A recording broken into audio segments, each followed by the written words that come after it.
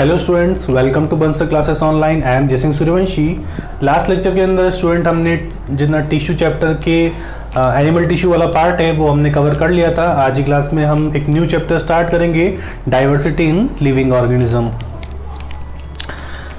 तो इस चैप्टर के अंदर हम समझेंगे प्लांट और एनिमल की डाइवर्सिटी को। डाइवर्सिटी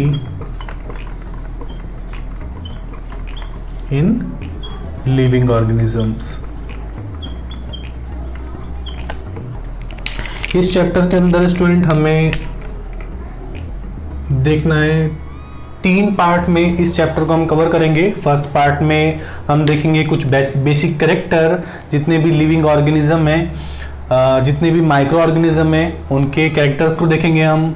सेकेंड पार्ट के अंदर हम प्लांट्स के क्लासिफिकेशन को देखेंगे, प्लांट्स को कैसे क्लासिफाई किया गया है, कौन कौन से टाइप के प्लांट है, कौन कौन से डिवीजन है प्लांट के, कौन कौन से सब किंगडम है। जो थर्ड पार्ट है इस चैप्टर का, उसमें हम डिस्कस करेंगे लोअर एनिमल्स और हायर एनिमल्स को। हम देखेंगे कि एनिमल क्लासिफिकेशन कैसे होता है, किस बेसिस पे एनिमल को क्लासिफाई किया गया है। तो सबसे पहले हम डाइवर्सिटी का मतलब समझते हैं बेटा। जैसा कि चैप्टर का नाम है diversity in living organism. Diversity का मतलब क्या है बेटा? डाइवर्सिटी का मतलब है diverse nature of living organism. Means diverse nature का मतलब क्या है? हम अपने सराउंडिंग देखते हैं कि हमारे आसपास इतने अलग अलग टाइप के लिविंग ऑर्गेनिज्म प्रेजेंट है। हमारे आसपास प्लांट्स प्रेजेंट है, हमारे आसपास एनिमल्स प्रेजेंट है, हमारे आसपास बहुत सारे ऐसे यूनिसेलुलर लिविंग ऑर्गेनिज्म है जिन्हें हम नेकेड आई से नहीं देख सकते हैं, ठीक है। जबकि कुछ ऐसे भी लिविंग ऑर्गेनिज्म है जो कि मल्टी सेलुलर है और बहुत ज्यादा लार्ज साइज के, कुछ ऐसे हैं जो कि बहुत ही माइन्यूट साइज के हैं जिसे देखने के लिए हमें माइक्रोस्कोपी की रिक्वायरमेंट होती है, और कुछ इतने ज्यादा लार्ज साइज के बेटा जिनको हम डायरेक्टली विजिबल कर सकते हैं, ऑब्जर्व कर सकते हैं। तो यही जो हमें अलग अलग कैरेक्टर्स देखने को मिल रहे हैं जितने भी लिविंग ऑर्गेनिज्म है, इन्हीं कैरेक्टर्स को हम बोलते हैं डाइवर्सिटी। अब डाइवर्सिटी किसी में भी हो सकती है बेटा, लाइफ स्पैन भी डाइवर्सिटी का पार्ट हो सकता है। अगर हम देखें बहुत सारे लिविंग ऑर्गेनिज्म में बहुत सारे एनिमल्स है, सपोज बहुत सारे एनिमल्स जितने भी बेटा उनकी अलग अलग लाइफ स्पैन है, तो ये लाइफ स्पैन भी क्या है, अलग अलग है। तो ये भी डाइवर्सिटी है ना। लाइफ स्पैन में डाइवर्सिटी हो सकती है, कलर में डाइवर्सिटी हो सकती है, साइज में डाइवर्सिटी हो सकती है, ठीक है। न्यूट्रिशन मोड में डाइवर्सिटी हो सकती है, आप सेल की प्रेजेंस के बेसिस पे डाइवर्सिटी हो सकती है, ठीक है। हैबिटेट के बेसिस पे डाइवर्सिटी हो सकती है। तो बहुत सारे ऐसे पैरामीटर्स हैं जिसके ऊपर डिपेंड करके हम डाइवर्सिटी को समझ सकते हैं कि डाइवर्सिटी क्या होती है। तो इसमें कुछ पॉइंट लिखते हैं हम, इंट्रोडक्शन पॉइंट लिख लेते हैं बेटा इसमें कुछ।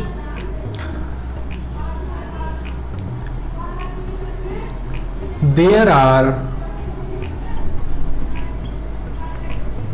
abundant of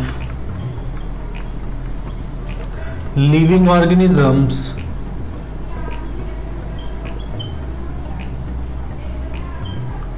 present on the earth, such as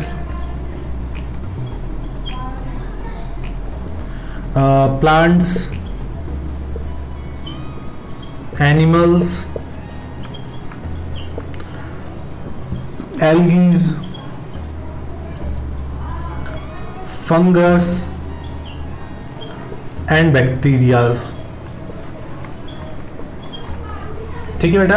तो they are abundant of living organisms present on the earth such as plants, animals, algaes, fungus, bacterias.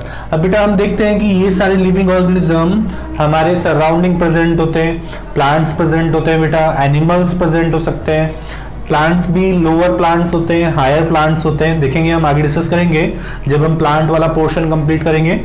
इसके बाद में एनिमल्स भी अलग अलग टाइप के होते हैं। कुछ एनिमल्स लोअर एनिमल्स होते हैं, कुछ हायर एनिमल्स होते हैं। तो हम ये भी देखेंगे आगे कि लोअर एनिमल्स क्या होते हैं और हायर एनिमल्स क्या होते हैं जब हम एनिमल वाला पार्ट डिस्कस करेंगे। एल्गीज जो होते हैं बेटा, इनमें प्लांट जैसे कैरेक्टर प्रेजेंट होते हैं, बिल्कुल प्लांट जैसे कैरेक्टर होते हैं। जैसे प्लांट फोटोसिंथेसिस करता है, प्लांट में सेल वॉल होती है, ऐसे ही ये एल्गीज भी फोटोसिंथेसिस करते हैं। इन एल्गीज के अंदर भी सेल वॉल प्रेजेंट होती है। फंगस में भी सेल वॉल देखने को मिलती है, लेकिन फंगस में न्यूट्रिशन मोड अलग टाइप का होता है। तो ये भी क्या है, ये भी एक डाइवर्सिटी है कि इनमें न्यूट्रिशन मोड अलग अलग टाइप का है। बैक्टीरियाज भी अलग अलग टाइप के होते हैं। बैक्टीरियाज में एक सेल प्रेजेंट होती है। बैक्टीरियाज में भी कुछ बैक्टीरियाज के अंदर सेल वॉल देखने को मिलती है और कुछ में सेल वॉल एब्सेंट भी होती है। तो बैक्टीरियाज भी अलग अलग टाइप के, बैक्टीरियाज में भी डाइवर्सिटी है, ठीक है ना। प्लांट्स में भी डाइवर्सिटी, प्लांट भी अलग अलग टाइप के। एनिमल्स में भी डाइवर्सिटी, बेटा एनिमल्स भी अलग अलग टाइप के। एल्गीज में भी डाइवर्सिटी है, फंगस में भी डाइवर्सिटी है, बैक्टीरियाज में भी डाइवर्सिटी है। तो डाइवर्सिटी किसी भी पैरामीटर से रिलेटेड हो सकती है बेटा, लाइफ स्पैन से रिलेटेड हो सकती है, कलर से रिलेटेड हो सकती है, सेल की प्रेजेंस के बेसिस पे हो सकती है, ठीक है, हैबिटेट के बेसिस पे हो सकती है। तो बहुत सारे पैरामीटर्स है, ठीक है। तो यही जो डाइवर्स नेचर है लिविंग ऑर्गेनिज्म का, ये जितने भी हमारे सराउंडिंग लिविंग ऑर्गेनिज्म है, इसी डाइवर्स नेचर को हम बोलते हैं बेटा डाइवर्सिटी। तो डाइवर्सिटी का मतलब क्या है, diverse nature of living organism.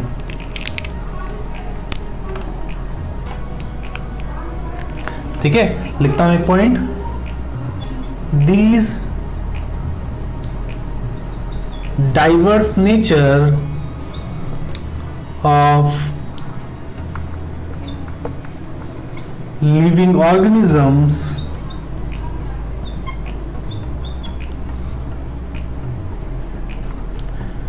is called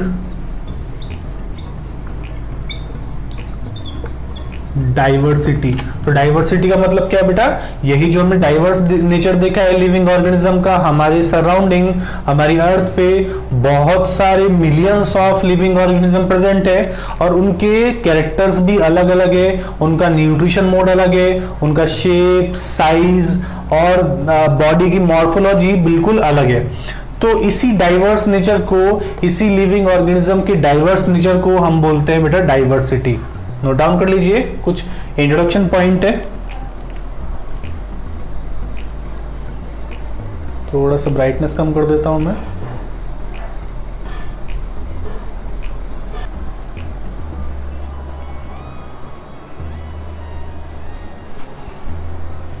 ठीक है बेटा, इसको रफ कर रहा हूं मैं, कुछ और पॉइंट लिखते हैं।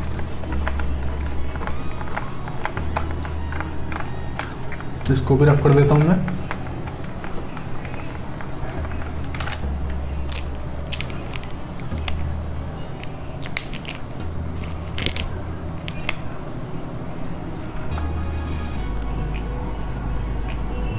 Most of the living organisms are found in the tropical region of the world। ठीक है बेटा, तो most of the living organisms are found in the tropical region of the world. सबसे ज्यादा जो लिविंग ऑर्गेनिज्म की डाइवर्सिटी हमें देखने को मिलती है वो कहां मिलती है बेटा, तो ट्रॉपिकल रीजन में। ठीक है बेटा, कहां देखने को मिलती है, ट्रॉपिकल रीजन में। वर्ल्ड के जितने भी ट्रॉपिकल रीजन है बेटा, जहां पर बारिश खूब ज्यादा होती है, प्लांट्स बहुत ज्यादा, ह्यूमिडिटी ज्यादा होती है, वहां पर हमें बहुत ज्यादा लिविंग ऑर्गेनिज्म की डाइवर्सिटी देखने को मिलती है, काफी सारे माइक्रो ऑर्गेनिज्म देखने को मिलते हैं। तो वेजिटेशन काफी ज्यादा होता है वहां पर। तो ये कहां पर होता है बेटा, ट्रॉपिकल रीजन्स में। तो इसीलिए इनको बोलते हैं मेगा डाइवर्सिटी एरियाज। इसलिए इनके बोल के क्या बोलते हैं बेटा, इसलिए इनको बोलते हैं मेगा डाइवर्सिटी एरिया। क्या बोलते हैं, मेगा डाइवर्सिटी एरिया या मेगा डाइवर्सिटी रीजन, जहां पर बहुत ज्यादा डाइवर्सिटी देखने को मिलती है। अलग अलग टाइप के प्लांट्स, अलग अलग टाइप के एनिमल्स, अलग अलग टाइप के माइक्रो ऑर्गेनिजम्स, ठीक है, बैक्टीरियाज, बहुत सारा वेजिटेशन होता है वहां पर, क्योंकि बेटा ह्यूमिडिटी काफी ज्यादा होती है ना, बारिश बहुत ज्यादा होती है। और इसी वजह से यहाँ पर जो है एक एटमॉस्फेयर इतना ऐसा होता है बेटा, जिसकी वजह से यहाँ पर लिविंग ऑर्गेनिज्म इजीली सरवाइव कर पाते हैं और अपने आप को मल्टीप्लाई कर पाते हैं। तो इस एरिया को बोलते हैं हम ट्रॉपिकल रीजन, और इस ट्रॉपिकल रीजन में डाइवर्सिटी काफी ज्यादा देखने को मिलती है, इसलिए इसको बोलते हैं मेगा डाइवर्सिटी एरिया। इसके बाद कुछ और पॉइंट लिखते हैं हम।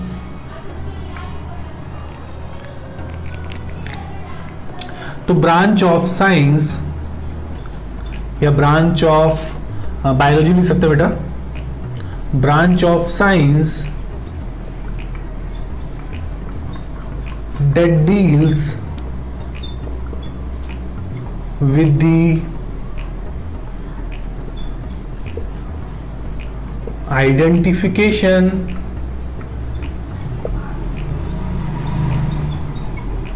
classification and nomenclature of living organisms is called taxonomy। ठीक है बेटा, तो साइंस की एक ब्रांच है, या बोल सकते हैं हम बायोलॉजी की एक ब्रांच है बेटा, जो कि जितने भी लिविंग ऑर्गेनिज्म हमारी अर्थ पे प्रेजेंट है उनको आइडेंटिफाई करती है, उनको क्लासिफाई करती है और साथ ही साथ उनका नॉमेनक्लेचर करती है, उसको एक नेम प्रोवाइड करती है। तो इसी ब्रांच को बोलते हैं बेटा हम टैक्सोनॉमी। क्या बोलते हैं? टैक्सोनॉमी। तो टैक्सोनॉमी कई बार क्वेश्चन आता है, टैक्सोनॉमी के अंदर क्या क्या इंक्लूड है? तो क्या इंक्लूड है? Identification of living organism, classification of living organism and nomenclature of living organism. ठीक है, identification, classification and nomenclature of living organism. मतलब अगर सबसे पहले कोई लिविंग ऑर्गेनिज्म डिस्कवर हुआ है तो सबसे पहले क्या किया जाएगा बेटा? उसको आइडेंटिफाई किया जाएगा, उसके आउटर कैरेक्टरिस्टिक को हम ऑब्जर्व करते हैं। इसके बाद में क्लासिफाई किया जाता है, उसके इंटरनल कैरेक्टर्स को देखा जाता है, उसके आउटर कैरेक्टर्स को देख के जिस ऑर्गेनिज्म के सिमिलर उसके कैरेक्टर दिखते हैं उसको क्लासिफाई करते हैं उस ग्रुप के अकॉर्डिंग। साथ ही साथ में और क्या करते हैं बेटा? तो उसको एक नेम प्रोवाइड करते हैं ताकि इतने सारे लिविंग ऑर्गेनिज्म है उनसे डिफरेंशिएट किया जा सके। उस जो न्यूली डिस्कवर्ड लिविंग ऑर्गेनिज्म है उसको बाकी से कैसे डिफरेंशिएट करेंगे बेटा? जैसे हमारे नाम होते हैं, तो हमारे नाम क्यों होते हैं? ताकि हमें दूसरों से डिफरेंशिएट किया जा सके। ऐसे ही लिविंग ऑर्गेनिज्म को भी एक नेम प्रोवाइड करते हैं। तो इसी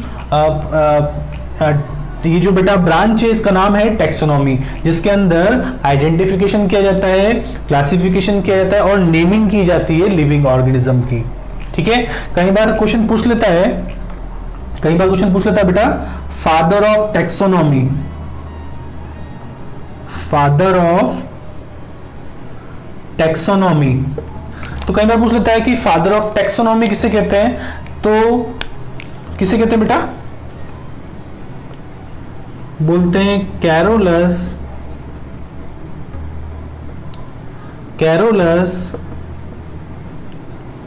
लिनियस। क्या नाम बेटा? Carolus Linnaeus. तो ये साइंटिस्ट हैं जिन्होंने इस टैक्सोनॉमी में पार्टिसिपेट किया। देखेंगे आगे हम कैसे इन्होंने टू किंगडम क्लासिफिकेशन सिस्टम को दिया था। देखेंगे हम टू किंगडम क्लासिफिकेशन सिस्टम, जहां पे हम अभी इसके बाद वाला पार्ट देखेंगे तो हम देखेंगे कि two kingdom classification system, three kingdom classification system है ना, फिर इसके बाद में 4 किंगडम, 5 किंगडम, 6 किंगडम है ना। तो हम फादर ऑफ टैक्सोनॉमी है ये कैरोलस लिनियस, क्योंकि टैक्सोनॉमी में इनका पार्टिसिपेशन रहा बेटा, इनका रोल रहा, इसीलिए इनको फादर ऑफ टैक्सोनॉमी कहा जाता है। सबसे पहले यही वो साइंटिस्ट थे जिन्होंने जितने भी लिविंग ऑर्गेनिज्म है उन्हें 2 किंगडम के अंदर डिवाइड किया था।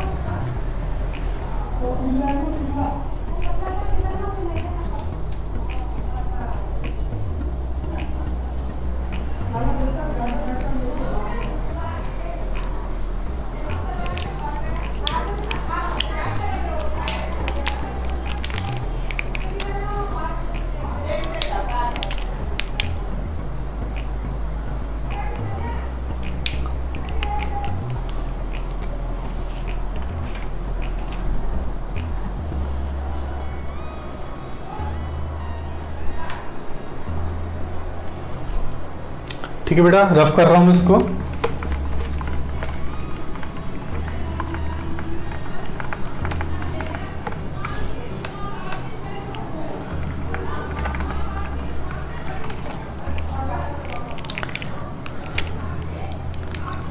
इसके बाद देखेंगे बेटा हम इस तरीके से आप एक चार्ट बना लेना, जहां पे लिखेंगे बेटा हम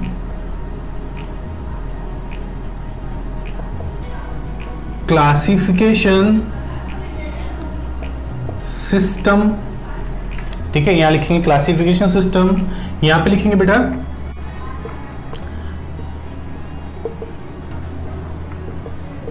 पर, और यहां पे क्या लिखेंगे हम, ठीक है, क्लासिफिकेशन सिस्टम, यहां पे लिखेंगे साइंटिस्ट और यहां पे लिख देंगे किंगडम।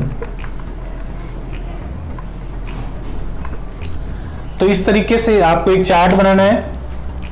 सबसे पहले देखेंगे हम एक क्लासिफिकेशन सिस्टम बना था सबसे पहले, जिसको बोलते हैं बेटा two kingdom classification. Two kingdom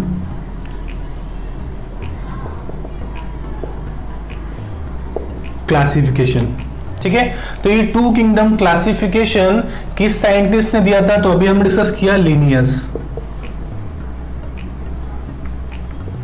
किसने दिया, कैरोलस लिनियस ने।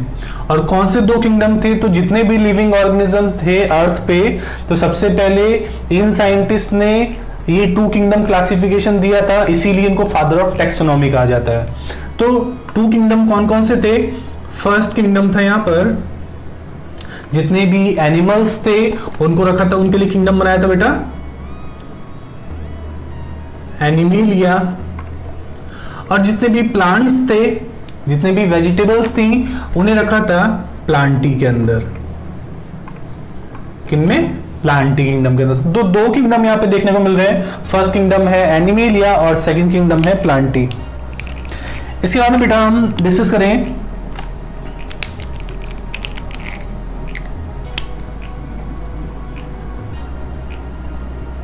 ठीक है, इसके बाद हम डिस्कस करें सेकंड नंबर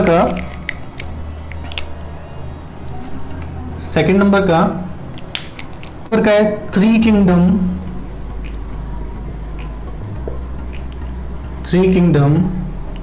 क्लासिफिकेशन। तो थ्री किंगडम क्लासिफिकेशन किसने सबसे पहले दिया था, थ्री किंगडम क्लासिफिकेशन देने वाले साइंटिस्ट थे हैकल। ठीक है, साइंटिस्ट का नाम बेटा हैकल। तो अब यहाँ पे दो किंगडम थे, यहाँ पे कितने किंगडम होंगे, तीन किंगडम। कौन कौन से, फर्स्ट किंगडम हमने देख ही लिया, कौन सा था, एनिमेलिया। ठीक है, सेकंड किंगडम यहाँ पे दिख रहा है आपको प्लांटी, और जो तीसरा किंगडम है उसका नाम है प्रोटिस्टा। कौन सा, प्रोटिस्टा। तो सबसे पहले जितने भी लिविंग ऑर्गेनिजम्स थे उन्हें दो किंगडम के अंदर डिवाइड किया। किस साइंटिस्ट ने डिवाइड किया, तो लिनियस ने डिवाइड किया। कौन कौन से किंगडम थे, तो जितने भी एनिमल्स थे उन्हें रखा था एनिमेलिया किंगडम के अंदर, और जितने भी प्लांट्स थे उन्हें रखा था प्लांटी किंगडम के अंदर। यहां तक हमें बात समझ में आ गई। इसके बाद में इस टू किंगडम क्लासिफिकेशन सिस्टम के अंदर और ज्यादा मॉडिफिकेशन हुआ। एक और साइंटिस्ट है जिनका नाम है हैकल। क्या नाम है, हैकल। इन साइंटिस्ट ने एक और किंगडम यहां पर तैयार किया, तो कितने किंगडम हो गए, थ्री किंगडम। तो इसीलिए इसको बोलते हैं थ्री किंगडम क्लासिफिकेशन। तीन किंगडम कौन कौन से थे, तो एनिमल्स, प्लांट्स और प्रोटिस्टा। अब क्यों मॉडिफाई किया गया ये भी हमें पता होना चाहिए। तो लिनियस ने क्या किया, लिनियस ने जितने भी लिविंग ऑर्गेनिजम्स थे, जितने भी एनिमल्स थे, है ना, एनिमल्स कैसे पता चला उन्होंने एक कैरेक्टर देखा, बस प्लांट्स के ऊपर सेल वॉल प्रेजेंट होती है और एनिमल्स के ऊपर सेल वॉल प्रेजेंट नहीं होती है। तो उन्होंने क्या किया, जितने भी ऐसे लिविंग ऑर्गेनिजम्स थे जिनमें सेल वॉल नहीं थी उन्हें उठा के रख दिया एनिमल्स में, और जिनके ऊपर भी सेल वॉल प्रेजेंट थी जैसे फंगस, बहुत सारे सेल वॉल वाले बैक्टीरियाज, है ना, और भी जितने भी लिविंग ऑर्गेनिजम्स थे सबको उठा के रख दिया इस प्लांटी में। जितने प्रोटोजोन्स थे उनको भी उठा के रख दिया इस एनिमल वाले में, क्योंकि इनमें सेल वॉल नहीं होती प्रोटोजोन्स में। ऐसे ही यहाँ पर थ्री किंगडम क्लासिफिकेशन सिस्टम में एक नया किंगडम इंट्रोड्यूस हुआ जिसका नाम है प्रोटिस्टा। प्रोटिस्टा किंगडम के अंदर अब क्या रखा गया, इन एनिमल और प्लांट किंगडम में से बैक्टीरियाज को निकाल लिया, एल्गीज को निकाल लिया, फंगस को निकाल लिया और इस प्रोटिस्टा किंगडम के अंदर रख दिया। प्रोटोजोन्स थे जितने भी वो भी इसी किंगडम के अंदर थे। तो अब क्या करा कि इन एनिमल और प्लांट वाले किंगडम में से जितने भी फंगस थे उनको निकाल के इस प्रोटिस्टा में रख दिया, ठीक है, जितने प्रोटोजोन्स थे उसको निकाल के भी इस प्रोटिस्टा किंगडम के अंदर रख दिया, ठीक है, जितने बैक्टीरियाज थे उनको भी निकाल के इन प्रोटिस्टा किंगडम के अंदर रख दिया। तो तीसरा किंगडम बना ये प्रोटिस्टा। इसके बाद में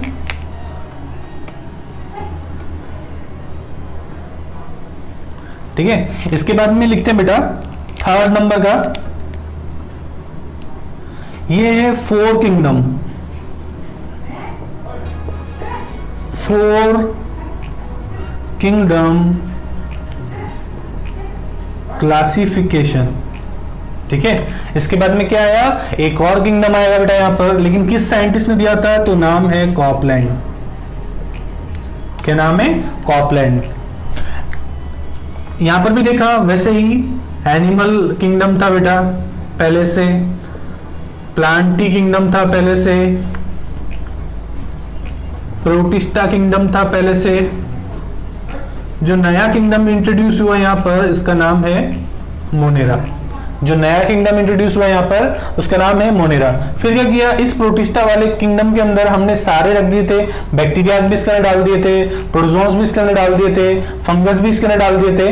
तो क्या किया, कॉपलैंड ने फोर किंगडम क्लासिफिकेशन सिस्टम दिया बेटा, इसको और ज्यादा मॉडिफाई किया थ्री किंगडम को, और इन्होंने क्या किया, एक किंगडम और इंट्रोड्यूस कर दिया, उसका नाम है मोनेरा। अब इस मोनेरा के अंदर बैक्टीरियाज को रखा गया, प्रोटिस्टा किंगडम से बैक्टीरियाज को निकाला, और जितने भी सेल वॉल वाले बैक्टीरिया या फिर जितने भी विदाउट सेल वॉल वाले बैक्टीरियाज थे उनको उठा के इस मोनेरा किंगडम के अंदर अरेंज किया गया, ठीक है। तो इस तरीके से सबसे पहले टू किंगडम बना, और इसीलिए किस साइंटिस्ट ने बनाया, लिनियस ने, इसलिए इनको बोलते हैं फादर ऑफ टेक्सोनॉमी, क्योंकि इनका टेक्सोनॉमी में बहुत ज्यादा पार्टिसिपेशन रहा बेटा, इनका रोल रहा है स्टार्टिंग में। थ्री किंगडम क्लासिफिकेशन है, हैकल ने दिया, और हैकल ने जो नया किंगडम इंट्रोड्यूस किया था उसका नाम है प्रोटिस्टा।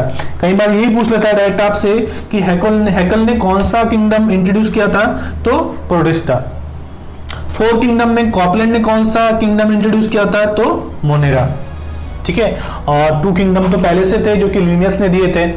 तो इस तरीके से ये तो हो गए फोर किंगडम तक। आगे हम फाइव किंगडम और सिक्स किंगडम को भी डिस्कस करेंगे, पहले इसको नोट डाउन कर लीजिए।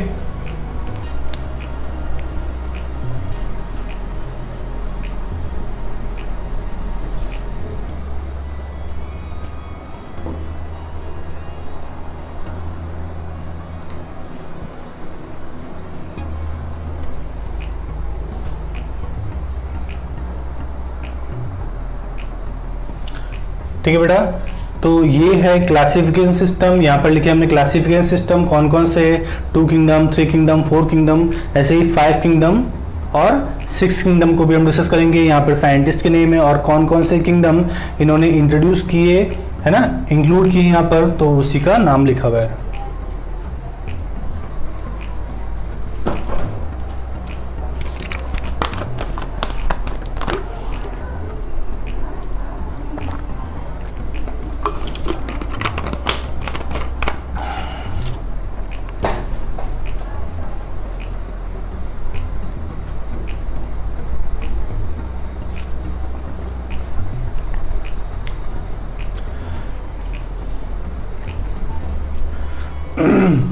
ठीक है बेटा, टू किंगडम समझ में आ गया, लिनियस ने दिया, एनिमल और प्लांट्स, जितने भी सेल वॉल वाले लिविंग ऑर्गेनिजम्स थे उन्हें रखा प्लांट्स में, प्लांटी किंगडम के अंदर, और जितने भी सेल वॉल जिनके अंदर एब्सेंट थी उन्हें रखा एनिमल किंगडम के अंदर या फिर animalia kingdom. Three kingdom classification system दिया हैकल ने। यहाँ पर जो न्यू किंगडम इंट्रोड्यूस किया गया उसका नाम है प्रोटिस्टा, और इस प्रोटिस्टा किंगडम के अंदर इन एनिमल और बैक्टीरियाज, इन एनिमल और प्लांट किंगडम के अंदर जितने भी बैक्टीरियाज थे, जितने भी फंगस थे, जितने भी प्रोटोजोन्स थे, उनको निकाल के इनमें से और इस प्रोटिस्टा किंगडम के अंदर रख दिया। फिर उसके बाद में एक नए साइंटिस्ट आए, उन्होंने और मॉडिफिकेशन किया इस थ्री किंगडम क्लासिफिकेशन में। इन्होंने एक और किंगडम इंट्रोड्यूस किया यहाँ पर जिसका नाम है मोनेरा। मोनेरा किंगडम के अंदर इन प्रोटिस्टा से जितने बैक्टीरिया थे निकाल के इन मोनेरा किंगडम के अंदर डाल दिए। इसके बाद डिस्कस करेंगे बेटा हम कौन सा, ये फोर तक डिस्कस कर लिया। उसके बाद डिस्कस करेंगे हम फाइव किंगडम क्लासिफिकेशन और सिक्स किंगडम क्लासिफिकेशन को। रफ कर रहा हूं बेटा इसको।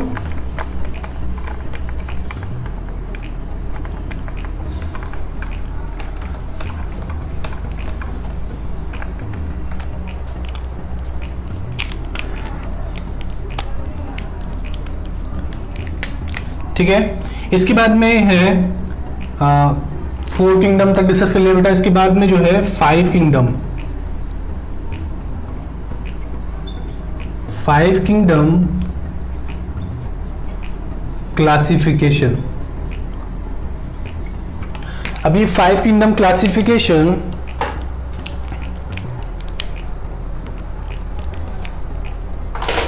ये जो 5 किंगडम क्लासिफिकेशन है ये दिया था बेटा विटेकर ने। किसने दिया था? विटेकर ने। इन्होंने 5 किंगडम बनाए थे। फर्स्ट किंगडम है मोनेरा, सेकंड किंगडम है प्रोटिस्टा, पहले से थे दोनों। थर्ड किंगडम इन्होंने और इंट्रोड्यूस किया, उसका नाम है फंजाई। फोर्थ किंगडम पहले से था बेटा प्लांटी, और जो फिफ्थ किंगडम है ये भी पहले से बना रखा था लिनियस ने, एनिमेलिया। ठीक है, तो इन्होंने कौन सा किंगडम यहां पर इंट्रोड्यूस किया? फंगस। कौन सा किंगडम इंट्रोड्यूस किया बेटा? फंगस। क्योंकि इससे पहले फंगस किस किंगडम के अंदर रखे हुए थे? इस प्रोटिस्टा वाले के अंदर रखे हुए थे। बस बैक्टीरियाज को निकाल के यहां से और मोनेरा में डाल दिया था। बचे कौन से रखे थे बेटा यहाँ पे? फंगस। तो फंगस को निकाल के इनका अलग किंगडम बना दिया है ना। तो फंजाई किंगडम इन्होंने इंट्रोड्यूस किया इन विटेकर ने। इसके बाद में दिया गया एक और क्लासिफिकेशन सिस्टम जिसे बोलते हैं 6 किंगडम क्लासिफिकेशन। क्या बोलते हैं बेटा? 6 किंगडम क्लासिफिकेशन। और ये दिया था बेटा कार्ल वूज ने।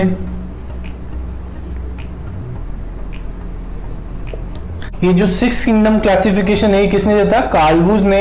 इन्होंने क्या किया? इन्होंने इस मोनेरा किंगडम को भी 2 किंगडम के अंदर डिवाइड कर दिया। इसने ये मोनेरा किंगडम जो है इसमें से बैक्टीरियाज को 2 अलग अलग किंगडम के अंदर डिवाइड कर दिया। यहाँ पे जो फर्स्ट किंगडम बना बेटा उसका नाम है आर्की बैक्टीरिया। ठीक है, सेकेंड किंगडम है यू बैक्टीरिया। थर्ड किंगडम कौन सा बेटा? प्रोटिस्टा। इसके बाद में फोर्थ किंगडम कौन सा है? फंजाई। फिफ्थ किंगडम कौन सा है? एनिमेलिया। या पहले प्लांट लिख लो, उसके बाद में एनिमेलिया लिख लेना। ठीक है, प्लांटी। और उसके बाद में जो 6 किंगडम है उसका नाम है एनिमेलिया। ठीक है, तो इस तरीके से ये साइंटिस्ट थे कार्ल वूज जिन्होंने 6 किंगडम क्लासिफिकेशन सिस्टम दिया।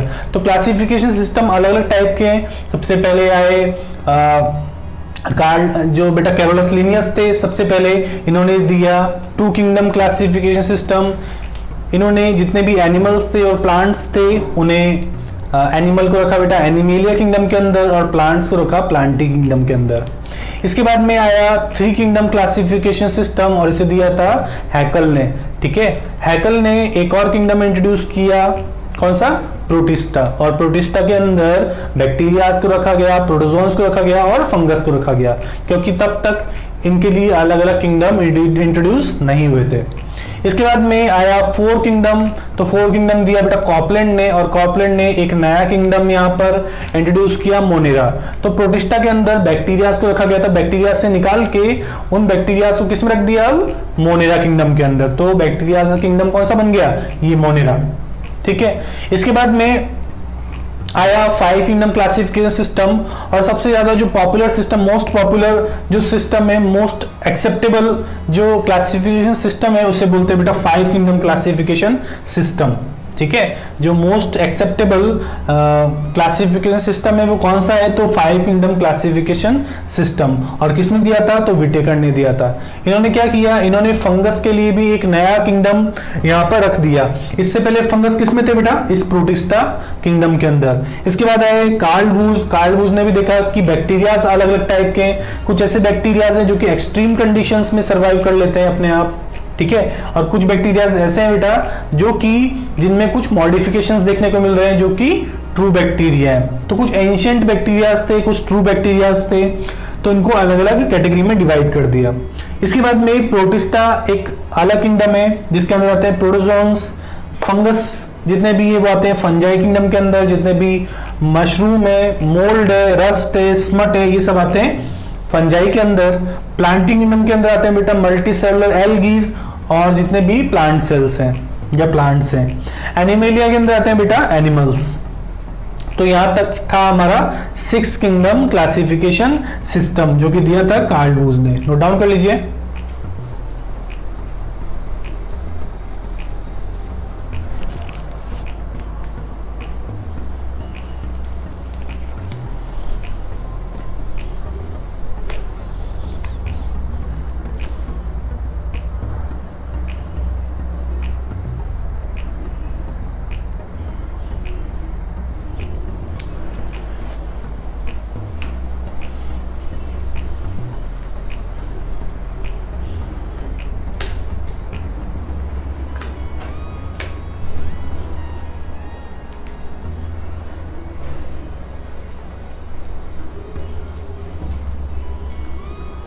ठीक है बेटा, इसको रफ कर दूं मैं।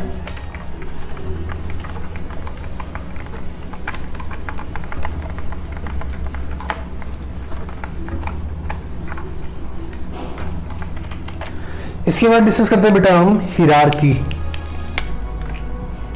नेक्स्ट टॉपिक है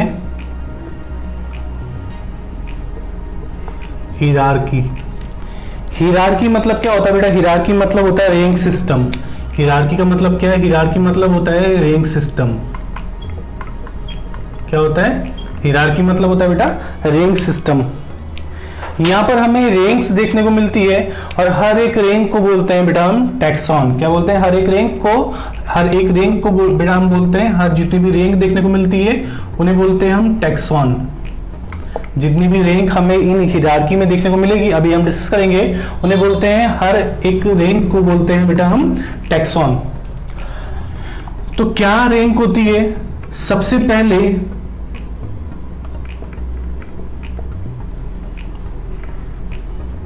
किंगडम, इसके बाद फाइलम, इसके बाद क्लास, ठीक है, इसके बाद ऑर्डर, ठीक है, kingdom, phylum, class, order, family, इसके बाद जीनस और सबसे लास्ट में आता है बेटा तो स्पीशीज।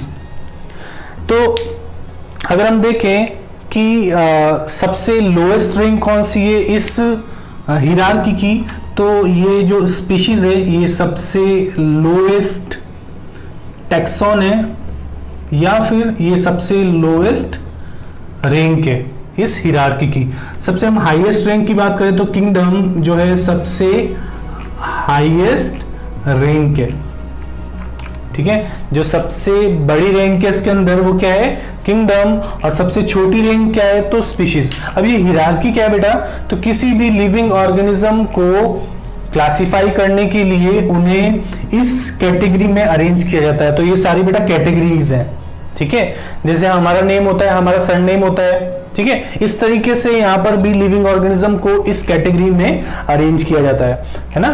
तो किंगडम, जैसे प्लांट किंगडम होता है, एनिमल किंगडम होता है बेटा, उनमें बहुत सारे फाइलम्स होते हैं, फाइलम्स के अंदर बहुत सारी क्लासेस होती हैं, क्लासेस के अंदर बहुत सारे ऑर्डर होते हैं, ऑर्डर के अंदर बहुत सारी फैमिलीज होती हैं, फैमिलीज के अंदर अलग अलग जीनस होते हैं बेटा, और जीनस के अंदर अलग अलग टाइप की स्पीशीज होती है, ठीक है। जीनस के अंदर अलग अलग टाइप की स्पीशीज होती है। तो किसी भी लिविंग ऑर्गेनिज्म को, चाहे वो माइक्रो ऑर्गेनिज्म हो, चाहे कोई प्लांट हो, चाहे कोई एनिमल हो, उसको इसी कैटेगरी में, इसी रैंक के अंदर अरेंज किया जाता है। और इन रैंक को हम बोलते हैं बेटा टैक्सॉन। जो हर एक रैंक है, जैसे किंगडम एक अलग रैंक है, फाइलम एक अलग रैंक है, क्लास एक अलग रैंक है, ऑर्डर, फैमिली, जीनस और स्पीशीज, ये सारी अलग अलग रैंक से इस हिरार्की की। और ये सीक्वेंस बहुत इंपॉर्टेंट है, जब हम इसे याद करते हैं तो इसी सीक्वेंस में हमेशा इसको याद किया जाता है। यहां से बेटा क्वेश्चन फॉर्म होता है, ठीक है, ये इंपॉर्टेंट है, यहां से आपको क्वेश्चन देखने को मिलता है। और इस तरीके से क्वेश्चन बनता है बेटा कि ये इस हिरार्की की सीक्वेंस क्या है। तो यही सीक्वेंस आपको हमेशा ध्यान रखना है। सबसे पहले किंगडम, फिर फाइलम, फिर क्लास, फिर ऑर्डर, फिर फैमिली, फिर जीनस, फिर स्पीशीज, ठीक है। तो इस तरीके से आप शॉर्ट में लिख सकते हो KPC ऑफ GS, तो आपको इस तरीके से अगर आप लिख लोगे तो आपको याद रहेगा। ठीक है, इस तरीके से लिख लोगे तो आपको याद रहेगा, kingdom, phylum, class, order, family, genus, species, KPC of GS। ठीक है, इस तरीके से आप इसको याद कर सकते हो, KPC ऑफ GS। क्लियर? तो kingdom, phylum, class, order, family, genus, species. कभी कभी आपको ये किंगडम नहीं देता है या फिर ये लास्ट में स्पीशीज नहीं देता है, बीच की 3 रेंज दे देगा और पूछ लेगा सीक्वेंस। ठीक है, या तो आपको फैमिली आगे पहले दे देगा, उसके बाद में ऑर्डर फिर क्लास दे देगा, या फिर पहले ऑर्डर फिर फैमिली फिर क्लास दे देगा, या फिर क्लास ऑर्डर फैमिली दे देगा। तो ये सीक्वेंस आपको पता होना चाहिए। ऐसा नहीं कि पूरा सीक्वेंस देगा आपको, स्टार्टिंग में किंगडम देगा, एंड में आपको स्पीशीज देगा, जरूरी नहीं है। आपको बीच में से भी उठा के दे सकता है, 4 रैंक आपको उठा के दे देगा और पूछ लेगा सीक्वेंस क्या है इसका।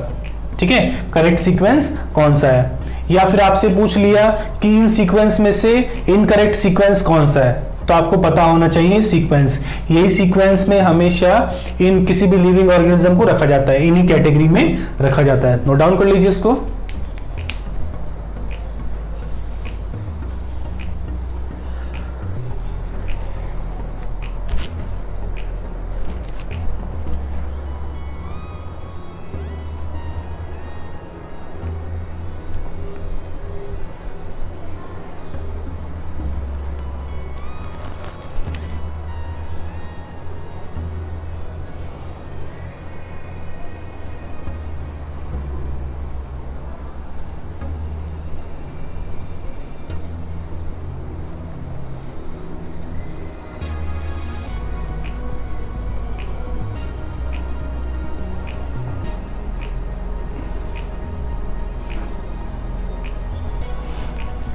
ठीक है बेटा, रफ कर रहा हूं इसको मैं।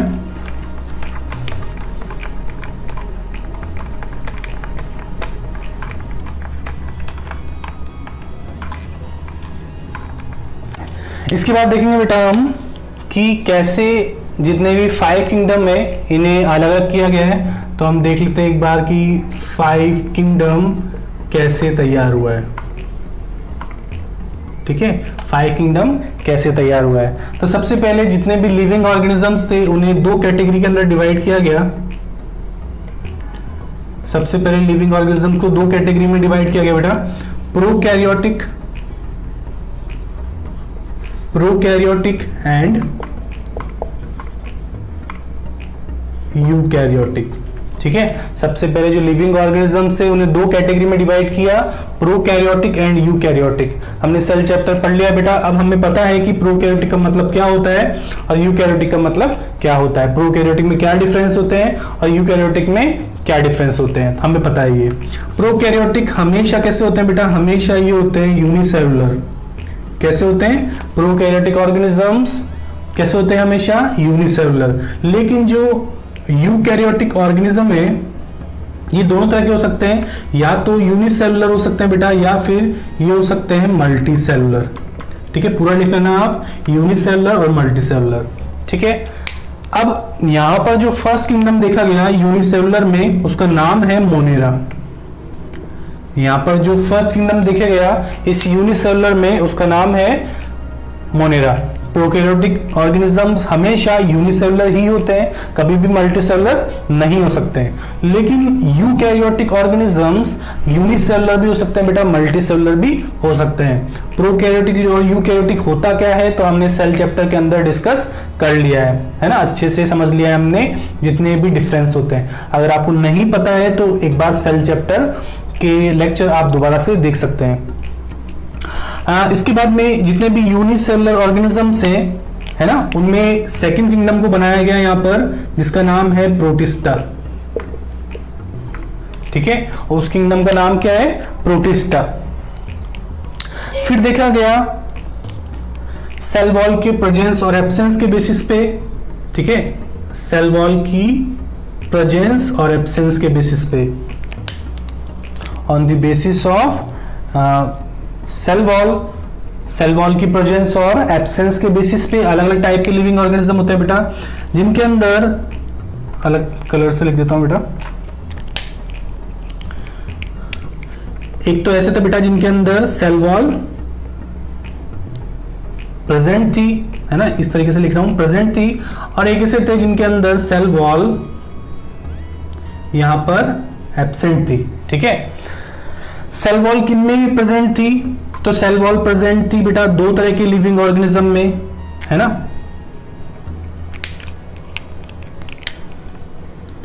सेल वॉल यहां पे दो तरह के लिविंग ऑर्गेनिज्म में प्रेजेंट थी। तो यहां पर हमें दो किंगडम देखने को मिले, कौन कौन से? थर्ड किंगडम था बेटा फंजाई, फोर्थ किंगडम था प्लांटी, और यहां पर जो जिनमें सेल वॉल एब्सेंट है वहां पर एक हमें फिफ्थ किंगडम देखने को मिला, एनिमेलिया। ठीक है, दिख रहा है आपको? ठीक है, बिल्कुल। तो इस तरीके से 5 किंगडम क्लासिफिकेशन सिस्टम तैयार हुआ। जो आर.एच. विटेकर थे उन्होंने अलग अलग क्लासिफिकेशन बेसिस तैयार की। उन्होंने देखा कि इनका स्ट्रक्चरल ऑर्गेनाइजेशन कैसा है सेल का, है ना, वेल डेवलप्ड सेल है या प्रिमिटिव टाइप की सेल है। तो जितने भी प्रिमिटिव टाइप के लिविंग ऑर्गेनिजम्स थे उन्हें रखा प्रोकैरियोटिक में, जितने भी वेल डेवलप्ड लिविंग ऑर्गेनिजम्स थे उन्हें रखा यूकैरियोटिक में।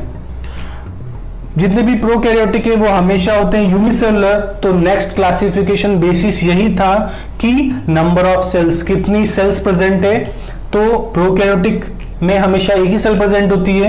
यहां पर जो फर्स्ट किंगडम रखा गया इस कैटेगरी में प्रोकैरियोटिक और यूनिसेलुलर में, उसका नाम है मोनेरा, जो कि बैक्टीरियाज का किंगडम है।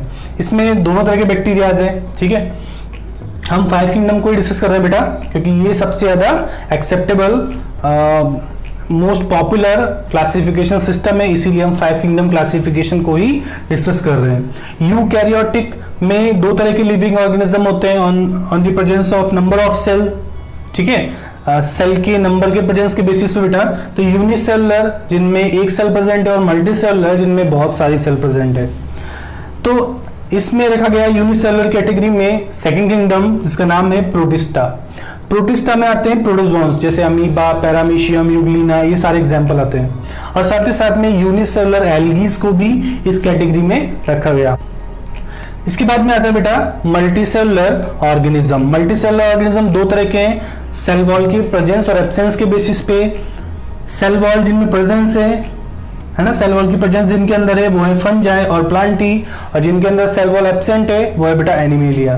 तो आज की क्लास में हम इतना ही पार्ट डिस्कस करेंगे। इसके बाद में नेक्स्ट लेक्चर के अंदर हम एक चार्ट बनाएंगे बेटा, जिसके अंदर हम इन सारे जितने भी किंगडम्स है उनके कुछ कैरेक्टर्स को नोट डाउन करेंगे, कुछ कैरेक्टर्स को लिखेंगे। ठीक है, तो आगे डिस्कस करते हैं बेटा नेक्स्ट लेक्चर में। तब तक के लिए take care and good luck.